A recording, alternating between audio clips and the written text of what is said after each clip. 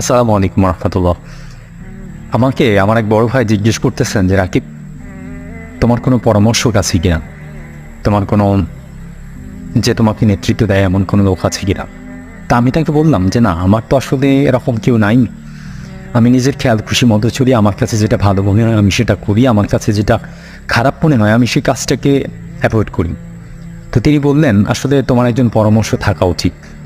তিনি মনে প্রাণে আমার আনুগত্য চাচ্ছেন, এটা রাইট, কিন্তু আমার কথা হচ্ছে আমি সত্যের আনুগত্য করি, মিথ্যার আনুগত্য করি না।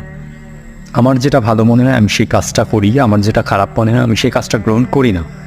এক্ষেত্রে যে বিষয়টা সবচেয়ে গুরুত্বপূর্ণ সে বিষয়টা হচ্ছে এই যে আমি তো তার অনুসরণ করতাম, আমি তো তার পরামর্শ গ্রহণ করতাম, আমি তো তার কথা মতো চলতাম, কিন্তু আজকে আমি তার কথা গ্রহণ করতেছি না।